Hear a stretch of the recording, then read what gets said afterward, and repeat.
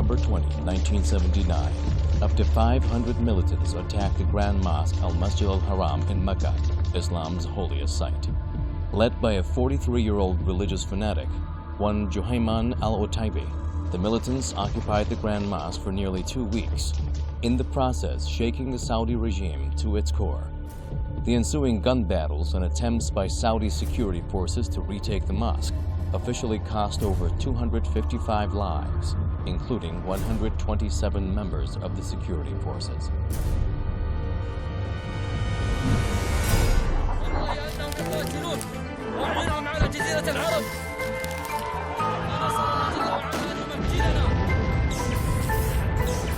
الحادث اللي حدث مؤلم جدا لجميع السعوديين.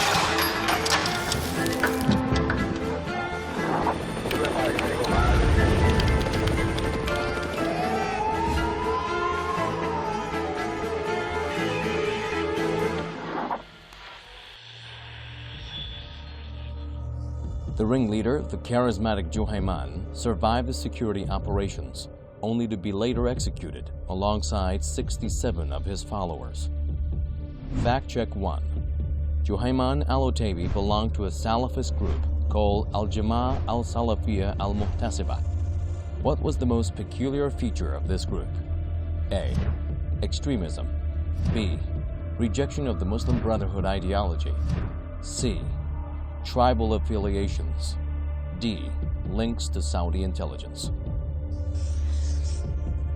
For 4 decades, the Saudi regime capitalized on the myth that its security forces had suppressed the uprising largely on their own, thus dealing a mortal blow to emerging and potential security threats. This official narrative largely prevailed, helped in no small measure by the fact that no major security incident took place in Saudi Arabia for 15 years, until a car bomb outside the offices of the Saudi National Guard in November 1955 claimed the lives of 5 U.S. citizens. But that narrative has now been punctured, thanks to the early February episode of The Hidden is More Immense, a TV program by the Qatari broadcaster Al-Jazeera. The documentary shatters the multiple lies and myths that the House of Saud has woven over the decades on the Grand Mosque siege and its aftermath. Chief amongst these is the inescapable fact that the rebellion could not be contained without the help of a foreign power, and that Saudi forces were prepared to kill indiscriminately to achieve their objectives. The documentary is centered on Paul Barrel, a commander of French Special Forces at the time. According to the program, the Saudi Minister of Interior had met Barrel with a view to commission his services. The details of that initial exchange between a leading Saudi official and the most sensitive agencies of the French state are as persuasive as they are damning.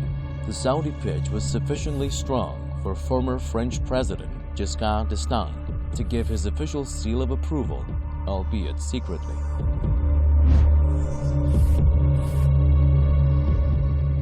I think that what it signified was that the status of the Saudi internal security forces, as well as their intelligence gathering network, was very amateurish, if you will. Really, the security was designed, the National Guard, if you will, was designed to protect the royal family, and then there was a separate police force which would maintain, social order. But no one had really considered the possibility of essentially an invasion of Mecca. Armed with a mandate from the French head of state, Barrel traveled to Saudi Arabia with 2 of his most trusted lieutenants. All 3 men were reportedly amongst the most accomplished snipers in the world. Thus, when they arrived in Riyadh in late November 1979 to meet then Saudi King Khalid bin Abdulaziz Al Saud and senior Saudi military leaders, there was no question that the French specialists would be the spearhead for crushing Juhayman's bold rebellion. According to Barrel's account, the Saudi official version of events gets almost everything wrong. notably the casualty count. Burrell claims that up to 5,000 people were killed, 20 times more the official casualty count. Fact check 2. What was the primary reason behind Juhayman's grandfather, Sultan bin Majid bin Hamid al-Otaybi's decision to fight the founder of the Third Saudi Kingdom, King Abdulaziz Al Saud, in the 1920s? A. Too much state corruption. B. Speedy modernization. C. Deals with Western powers. D.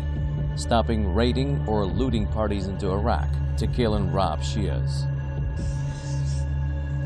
Not fully satisfied with all the French mercenary help on offer, the Saudis also reportedly recruited American mercenaries, specifically helicopter pilots, to fly over the Grand Mosque with a view to intimidate the rebels. Political observers say the importance of all these revelations, first and foremost, is the timing, as Saudi Arabia today is beset by a wide range of internal and external threats.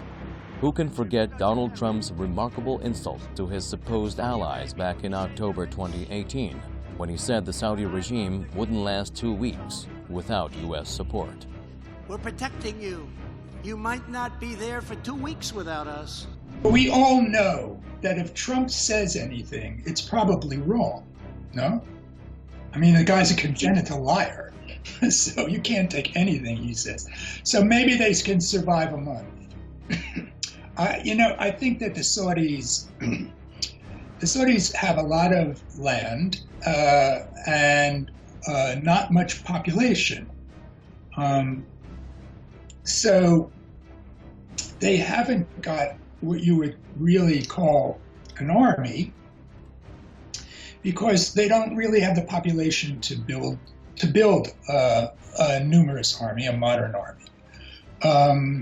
They have certainly an incredible stockpile of modern weapons, but most of those weapons are stockpiled. You know, they're in bunkers in the desert or something like that. And so the numbers of people who are trained to fight in a modern war are very limited. And you can see the results of this in Yemen.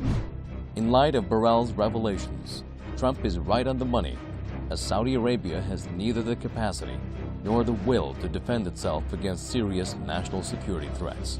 Another important takeaway from the latest revisiting of the Grand Mosque siege is just how seriously the Saudi authorities assess the threat, as demonstrated by the lengths they were willing to go to suppress it. Fact check 3. In ideological terms, to which Saudi Islamic movement or current was Juhayman's rebellion closest to? A. Sahwa, awakening. B. Neo-Salafi, rejectionist. C. Sururi. D. Traditional Salafi. Juhayman al-Otaybi and his short-lived movement emerged from the depths of the Saudi Wahhabi nexus, and to that extent, he presented the modern Saudi state with its gravest moment when its very survival was at stake. In the decades since, various so-called jihadist movements, but in fact terrorist groups including Al-Qaeda and Daesh, have sprung up to mimic Juhayman's actions, even though in strict ideological terms they have not overtly embraced him. But it is only a matter of time before a new Salafi or Khawarij movement attracts sufficient mass and traction to present the House of Saud with an existential threat. Who will the Saudis turn to in that situation? Back to France again?